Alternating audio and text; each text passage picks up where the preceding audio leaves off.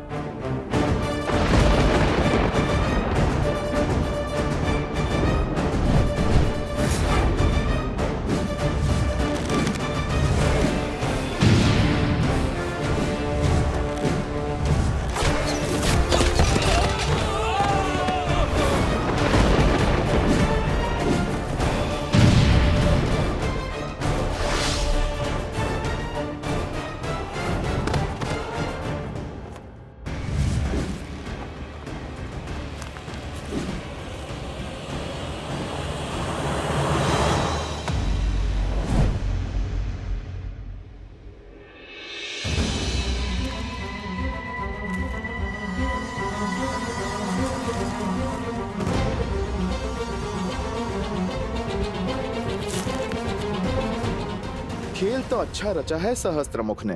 यदि तुम पर विपदा आई तो अश्वमेध यज्ञ खंडित हो जाएगा और दोष मंडेगा लवकुश पर। और तब प्रभु श्री राम एक पिता नहीं, राजा की भांति उन्हें दंड देने पर विवश हो जाएंगे, जो हनुमान के रहते कदापि नहीं होगा, है ना?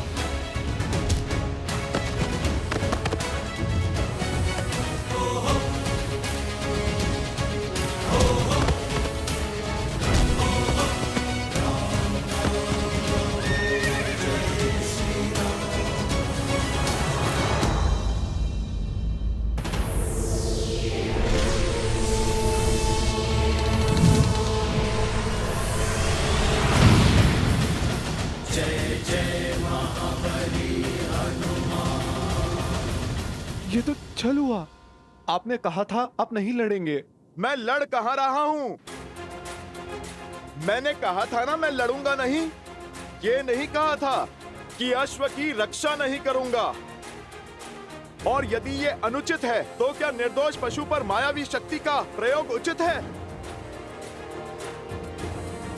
बोलो, साहस है तो जाओ समीप, करो प्रहार इस अश्व पर, किंतु बिना माया के।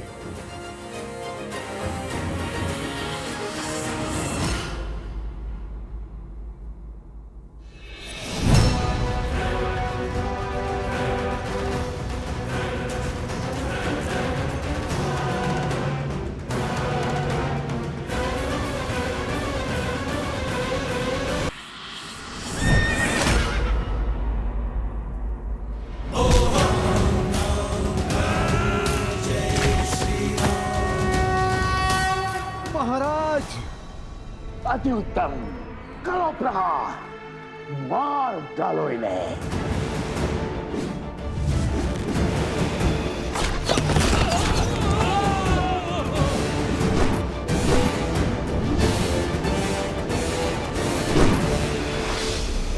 माता, माता!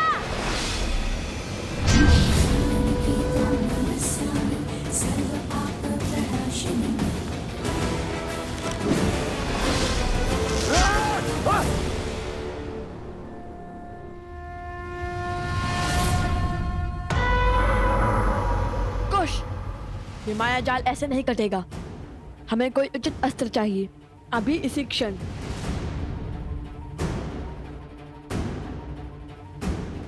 सूर्यास्त होने को है पुत्रों, काली शक्तियां और प्रबल हो उठेंगी।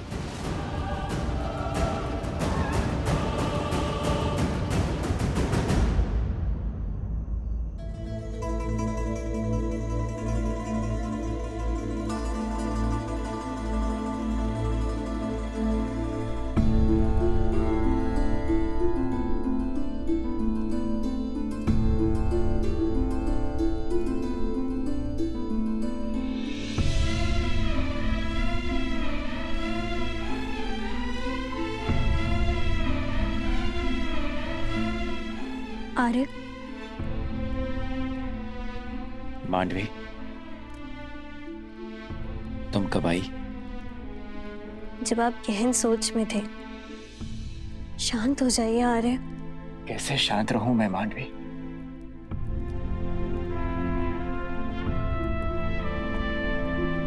तुम्हें कैसे समझाऊं?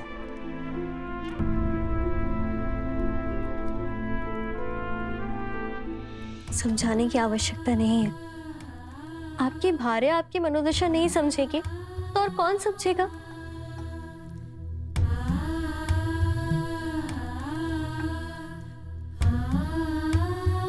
आपको इसी बात का दुख है ना कि छोटे भाई के होते हुए स्वयं राजा राम को युद्ध भूमि में उतरने की क्या आवश्यकता पड़ गई?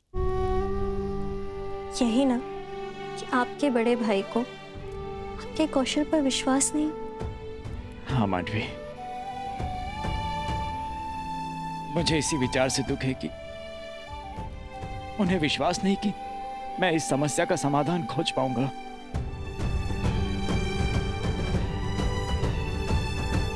प्रणाम।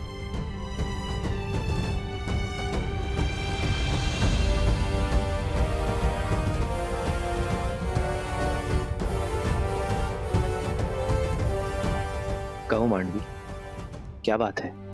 क्षमा महाराज, बात की गंभीरता का पूर्ण ज्ञान ना होने पर भी साहस कर आपसे विनती करने चली आई। मांडवी, मैं जानता हूं तुम यहाँ क्यों आई हो। आप ये भी जानते होंगे कि आपकी अनुज आपके निर्णय को अविश्वास की तुला पे तौल रहे हैं। सोचते हैं कि उनमें इतना कौशल या सामर्थ्य नहीं है कि उन 2 ऋषि कुमारों से वो स्वयं लड़ सके, और यही बात उन्हें भीतर ही भीतर खाई जा रही है। इसलिए उन्हें बिना बताए मैं आपसे विनती करने चली आई। लक्ष्मण भैया और शत्रुघ्न भैया घायल हो चुके हैं और अब संकट मेरे पति के प्राणों को भी हो सकता है। किंतु फिर भी मैं आपसे निवेदन करती हूँ कि आप उन्हें उनका दायित्व निभाने का अवसर दें। और नीति भी तो यही कहती है ना कि उनके होते हुए आप युद्ध भूमि में पग नहीं धर सकते। आपने स्वयं उन्हें गांधार और कंबोज का सिंहासन सौंपा है। इस नाते इस समस्या का समाधान खोजना उनका धर्म भी है और उनका कर्म भी है। मांडवी, तुम दोनों ने भोजन किया?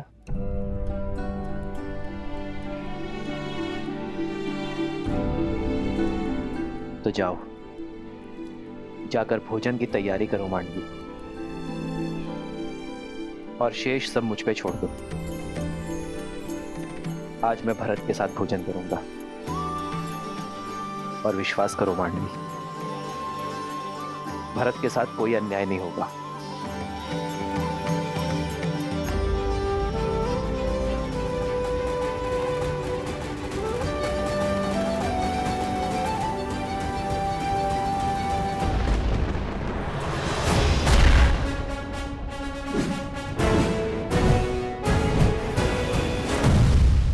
मूर्ख बाल को कितनी देर और रोक पाओगे इन्हें? सहायता का हाथ छटका कर मेरी सहायता कर रहे हो। तुम तो प्राणों से जाओगे ही, और शीघ्र ही वो अश्व भी मेरे पास होगा।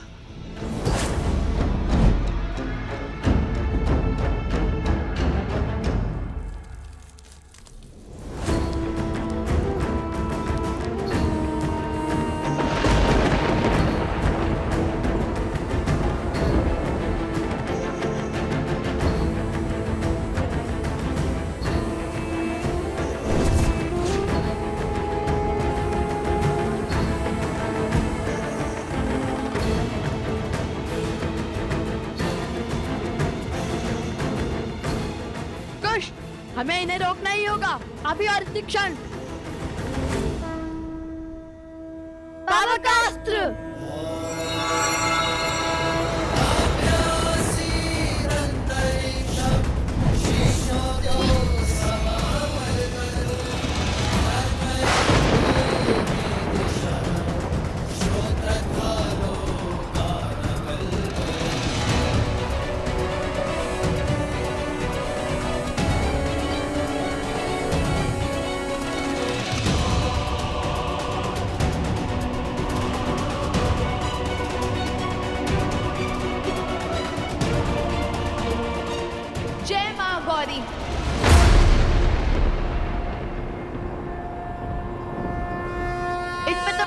अस्त्र का भी प्रभाव नहीं हो रहा है कुश। कम से कम रुक तो गए। किंतु अब क्या करें कुश? इस माया से तो केवल महादेव और माता गौरी ही बचा सकते हैं। समझ गया कुश। माता आप पीछे जाइए। कुश तुम मेरे साथ आगे बढ़ो। पीछे? हाँ माता, शीघ्र पीछे जाइए।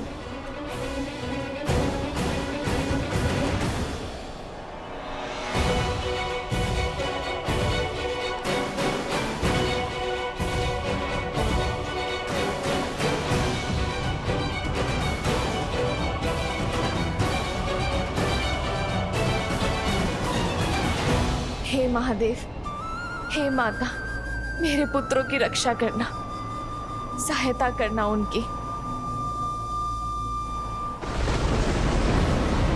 जिस माया को स्वयं ब्रह्मा भी नहीं काट सकते, उसे तुम क्या काटोगे बालको? आज तुम्हारे अभिमान और तुम्हारी माता दोनों का अंत निश्चित है।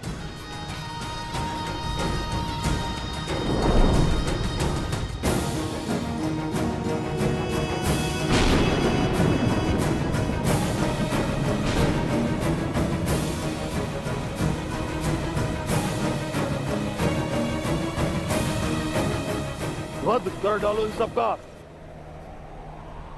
माया की केवल एक ही काट है, सत्य। श्री राम कथा के समय राम के समक्ष जब मारीच और सुबहू ने माया रची थी, तब सत्य ने ही माया को तोड़ा था। अब हम भी उसी प्रकार इस माया का अंत करेंगे।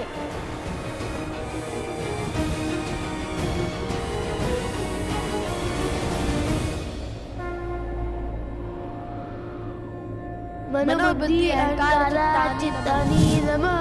न मन न बुद्धि न चित्त, न मद न कोई है अहम। नाचा श्रोत्रा विज्वे, नाचा करना नेत्रे, श्रवण नहीं वचन नहीं, ना कोई गंध ना नयन। नाचा व्योमा भूमि, न तेजो न वायु, ना भूमि ना मैं वायु हूँ, ना नभ हूँ मैं, ना हूँ अगन। चिदानंद रूपः शिवोहम शिवोहम। सब ना हो के सब में हूँ, शिवोहम शिवोहम।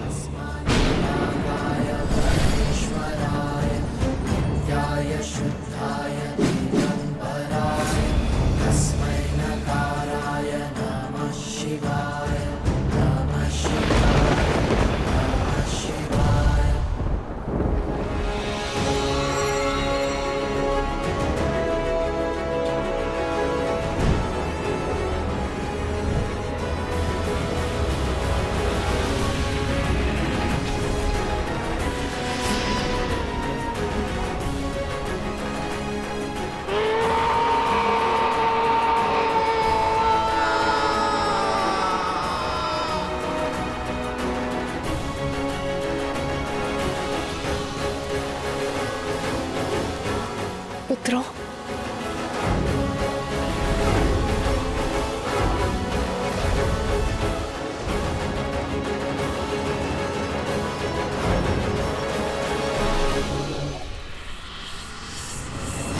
अभी मेरा प्रहार समाप्त नहीं हुआ है, अंत कर डालो इनका।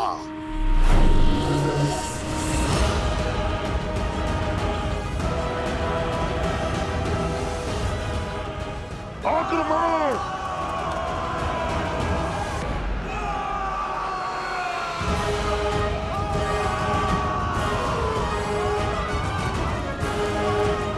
ओह, तो तुमने सबको वश में कर लिया था। माता, ये तो दोषी है, इन्हें तो मारना ही होगा। नहीं पुत्र, मारने से स्वयं पर दोष चढ़ता है और वध करने से उनका उद्धार होता है। तो इन्हें मारो नहीं, इनका उद्धार करो। अग्निअस्त्र।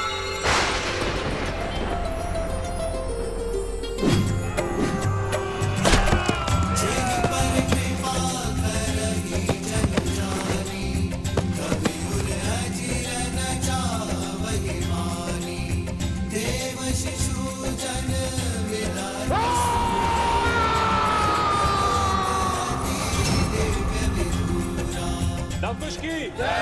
लवकुश की लवकुश की लवकुश की लवकुश की लवकुश की लवकुश की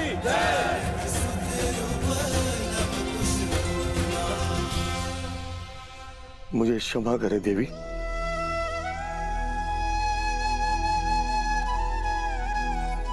ये मैं कैसा महापाप करने जा रहा था।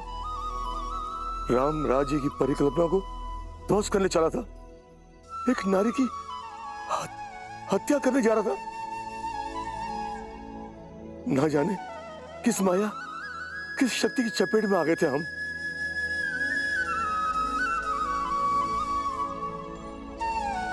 नहीं महाराज, ये क्या कर रहे हैं आप? जो भी हुआ उसमें आपका कोई दोष नहीं था। हाँ, आप और आपके सैनिकों पर उन असुरों ने माया की थी, किंतु चिंतित ना हो, अब आप उस माया के पास से बच चुके हैं। ये द्वंद्व हार गए तो क्या हुआ? वो अश्व तो अब तक हमारा बंदी बन चुका होगा। बानासुर शुभ समाचार के साथ आता ही होगा। महाराज, आओ बानासुर, आओ, मुझे तुम्हारी ही प्रतीक्षा थी। आओ महाराज।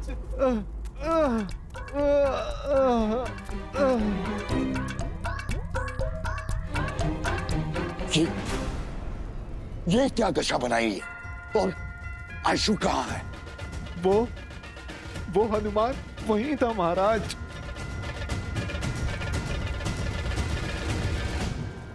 उसने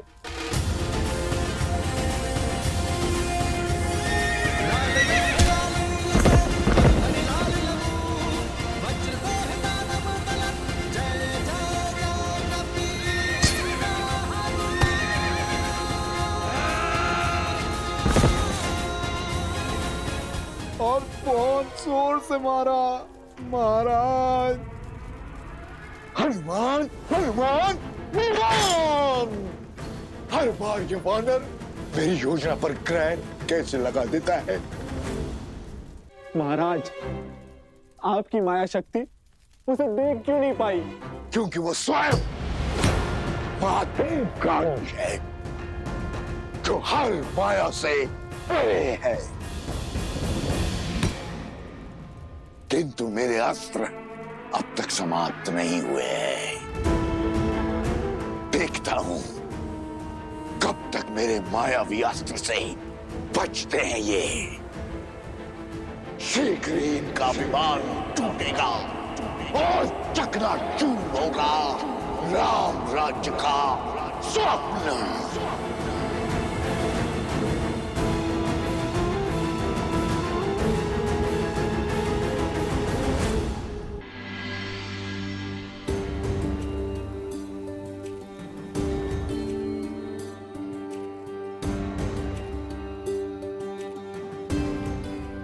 भूख अत्यंत विचलित कर रही है। भोजन आरंभ करें अनुज।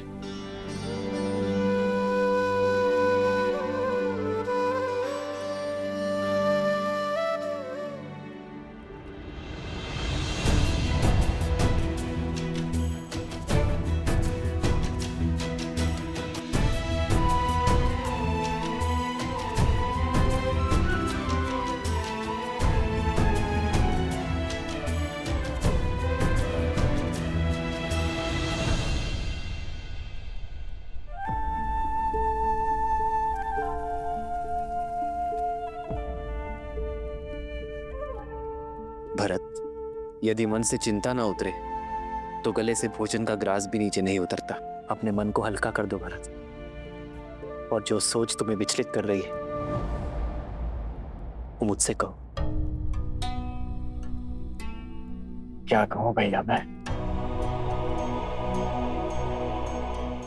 ये कहूं कि मैं कितना अभागा हूं।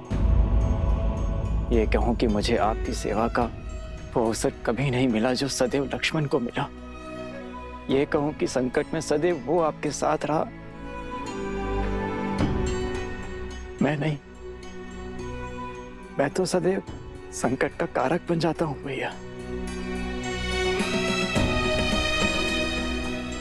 भैया, जब आपको वन में गमन करना पड़ा तो मुझे ही उसका दोषी माना गया। जब मैं आपकी चरण पादुकाएं ले आया तो संसार ने मुझ पर यह कहकर लांछन लगाया कि देखो, मैं अपने भाई की पादुकाएं इसीलिए ले आया ताकि अपने भाई को वन में नंगे पग घुमा सकूं।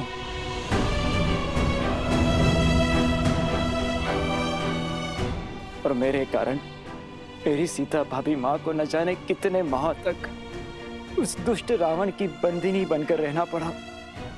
और अब जब अयोध्या पर संकट आन पड़ा है, भैया आप मुझे इस योग्य भी नहीं समझते कि मैं उन 2 ऋषि कुमारों के विरुद्ध खड़ा हो सकूं जिन्हें मृत्यु के घाट उतारने के लिए मेरा रोम रोम तड़प रहा है। अपने दोनों भाइयों के अचेत शरीर मेरे नेत्रों के सामने छाए रहते हैं भैया। ये पीड़ा मैं अब और नहीं सह सकता। मैंने लक्ष्मण को रोका, उसे समझाया कि उन दोनों बालकों से सौम्य रहे, किंतु उसने मेरी एक न सुनी। किंतु देखिए, लक्ष्मण कैसे मूर्छित हुआ पड़ा है भैया। मैं तो उनसे लड़ने भी नहीं जा सकता क्योंकि मेरे भैया ही मुझे योग्य नहीं समझते। हुआ ना मैं अभागा।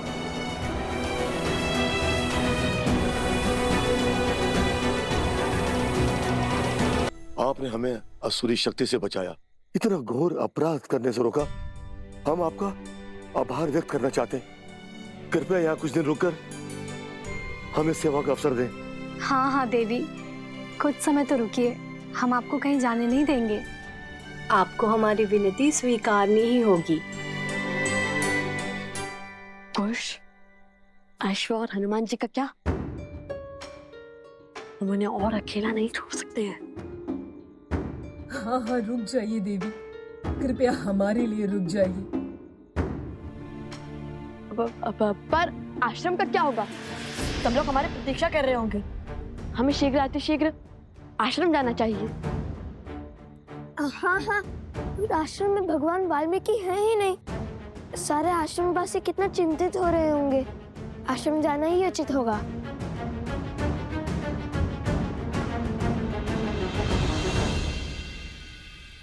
कैसे सोच लिया तुमने भरत? ये कैसे सोच लिया कि मैं अपने भरत को लक्ष्मण या शत्रुघ्न से कम योग्य मानता हूं? तुम तो सौम्यता के सूचक हो भरत, पराक्रम के पर्याय हो। मुझे सबसे अधिक प्रिय हो तुम भरत। मैंने तुम्हें जाने से इसलिए रोका क्योंकि लक्ष्मण सदा मेरे साथ रहा है भरत।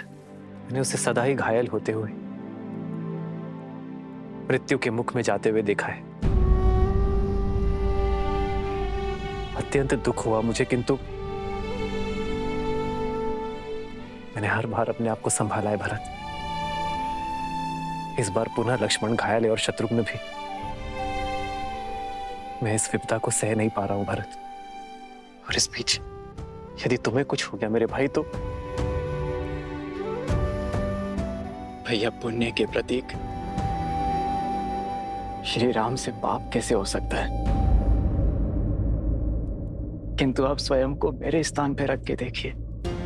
स्वयं या महल में सुरक्षित रह के आपको युद्ध भूमि में जाते हुए देख, क्या मैं स्वयं से कभी दृष्टि मिला पाऊंगा? लक्ष्मण और शत्रुघ्न के नेत्रों में नेत्र डाल पाऊंगा? वेद के उपचार से वे दोनों शीघ्र ही सकुशल हो जाएंगे। किंतु क्या आप ऐसा चाहते हैं कि आपके भाई की आंखें उन दोनों के सामने सदैव झुकी रहे? जिन अयोध्या वासियों ने गंगा सी पावन मेरी सीता भाभी मां पर बिना किसी दोष इतने लांछन लगाए, क्या वे लोग मुझे क्षमा कर पाएंगे?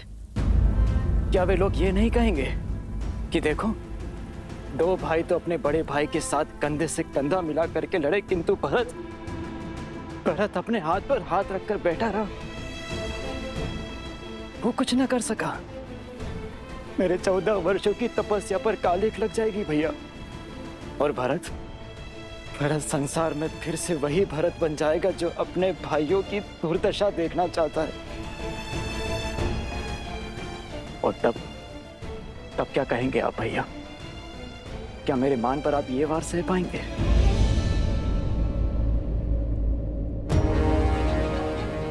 उन दोनों ऋषि कुमारों से मुझे लड़ने की अनुमति दीजिए भैया, बिना किसी शर्त के और बिना किसी बंधन के।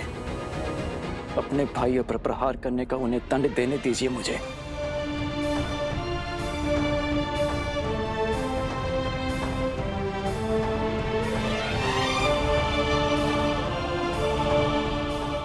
जाओ भरत, बिना किसी शर्त के, बिना किसी बंधन के जाओ, और जो उचित लगे वही निर्णय लो। चाहे अब उन दो बालकों को जो दंड देना पड़े दो, और अयोध्या का अश्वमेध यज्ञ पूर्ण करवाओ।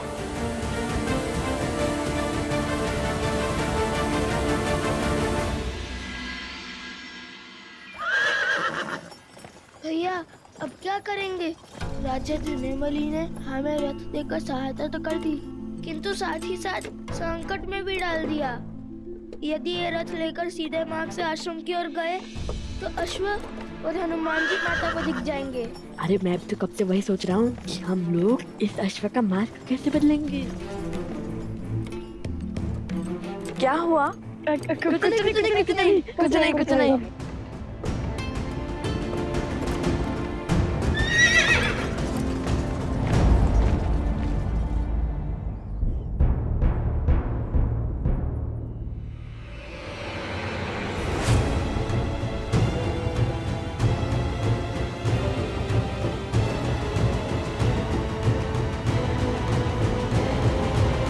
रामचंद्र की, श्री रामचंद्र की, राजनुज भरत की, राजनुज भरत की।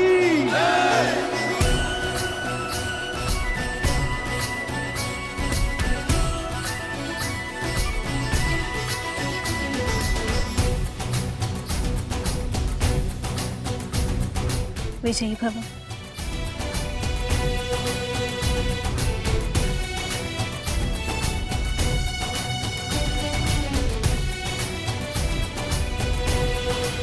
कई बार सत्य हमारे नेत्रों के समक्ष होता है भरत, किंतु भावों में बहकर हम उसे देख नहीं पाते।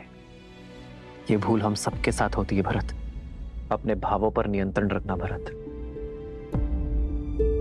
शीघ्र ही लौटो। जो आज्ञा भैया।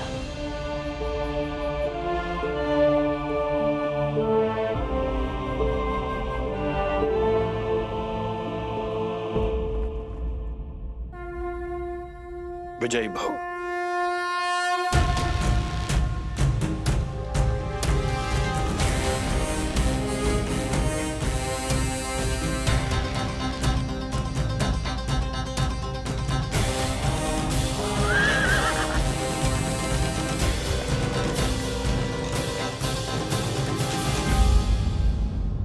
कौन है वहाँ?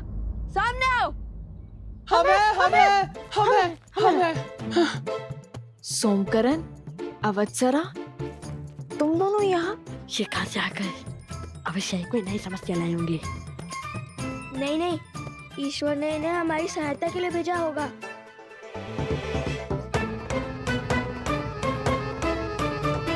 सोमकरण, अवत्सरा, क्या कर रहे हो तुम दोनों यहाँ? और ये वृक्ष कैसे गिरा? भैया इसे काट देते हैं, इससे मार्ग अवरुद्ध हो जाएगा। नहीं, हम अपने काम को सार्थक करने के लिए प्रकृति को हानि नहीं पहुंचा सकते।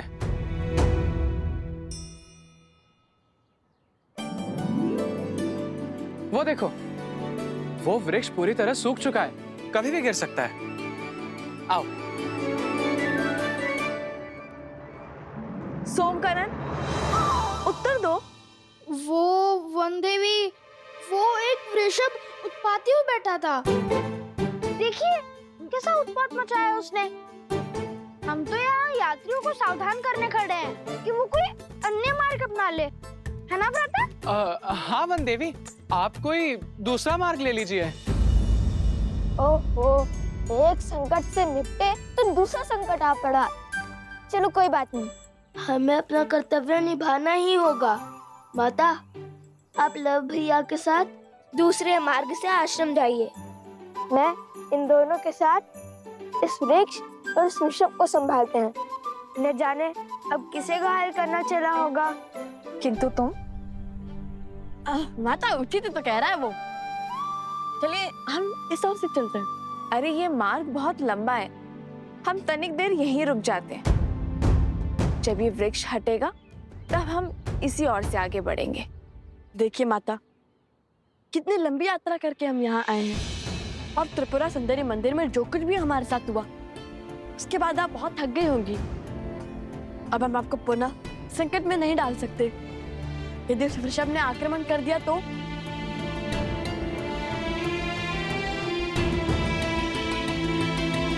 ठीक है, चलो। और तुम सावधान रहना और शीघ्र ही लौट कर आना। मुझे तुम सबकी प्रतीक्षा रहेगी। निश्चिंत होकर जाइए माता, हमारे पास सोनकण है ना। यदि बैल आया, बैल के आगे इसे खड़ा कर देंगे। संसार में इससे बड़ा बैल और कोई नहीं है। खुश, मित्र की रक्षा सबसे पहला दायित्व है, जानता हूँ माता। चलो साथी।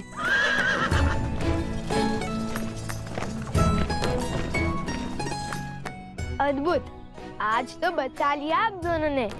यदि रथ इस मार्ग से जाता तो अश्व और हनुमान जी दोनों माता के सामने होते, और फिर उनकी डांट से तो श्री राम भी नहीं बचा पाते। संकट से बचे आए अपने गुरुपुत्र। संकट अभी शेष है कुश। वन देवी को आश्रम जाने से रोकना होगा, क्योंकि लक्ष्मण जी ने आकर सबको बता दिया है तुम दोनों ने अश्वमेध यज्ञ का अश्व पकड़ लिया है। उन दोनों बालकों ने जो किया है वो राजद्रोह है। कल सूर्यास्त तक लवकुश ने अश्वमेध यज्ञ का अश्व नहीं लौटाया तो उन दोनों के साथ जो कुछ होगा उसका उत्तरदायित्व राजा राम का कदापि नहीं होगा। हाँ, और सभी को ये भी पता है कि तुमने लक्ष्मण जी और उनके भाई को मूर्छित कर दिया है। इसी कारण गुरु माँ ने भारद्वाज ऋषि को भी बुला लिया। एक संकट से बचाकर दूसरे संकट में ढकेल दिया तुम दोनों ने। चलो शीघ्र चलो, हमें माता से पहले आश्रम पहुंचना होगा। क्या हुआ? चलो पहले इस वृक्ष को तो हटाए। माता को तुम दोनों की सहायता का वचन दिया था मैंने, उनसे असत्य तो नहीं कह सकता मैं।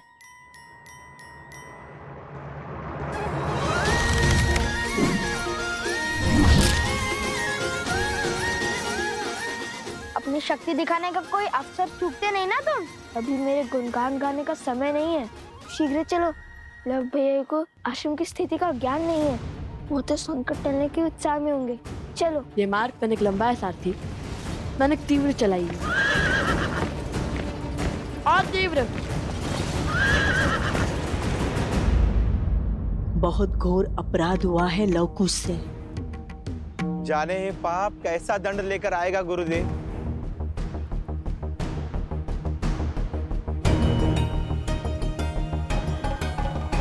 आ गए तुम।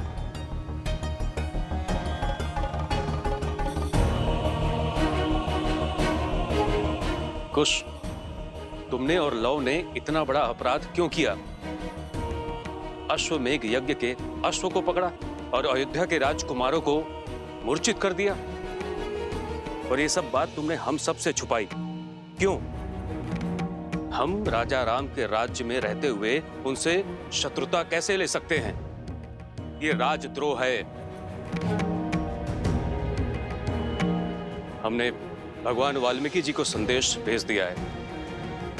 जैसे ही तुम्हारी माता श्री आएंगी, हम उनसे बात कर अश्व छुड़वा देंगे। हाँ, और तीव्र चलाइए सारथी।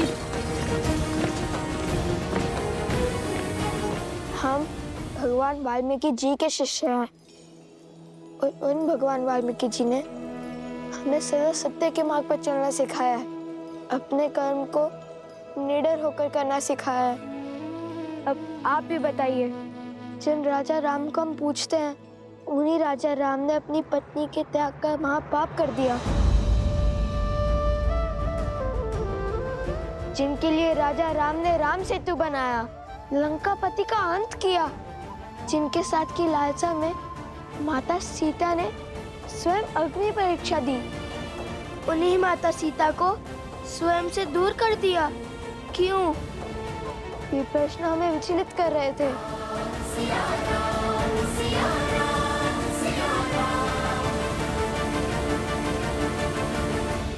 हम उन राजा राम की प्रजा हैं, पर आपने ही तो सिखाया है गुरुवर कि प्रजा को राजा से प्रश्न पूछने का पूरा अधिकार है, जिन्हें हम अपना आराध्य मानते हैं, दिन रात उनका नाम जपते हैं।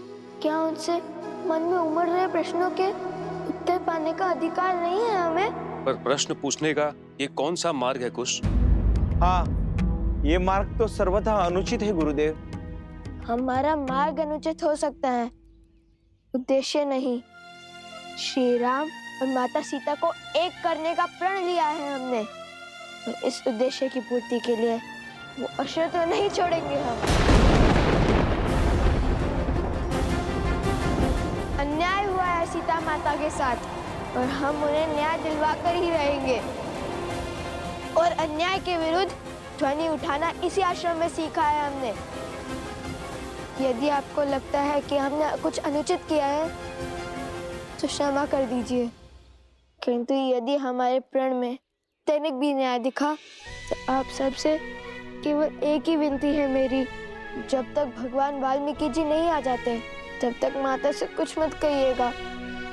गुरुवर भी जानते हैं कि उनके लवकुश कुछ भी अनुचित नहीं कर सकते। एक बार गुरुवर आ जाए फिर वो जो कहेंगे हम करेंगे। त्रिकालदर्शी है वो, भला उनसे क्या छुपाए।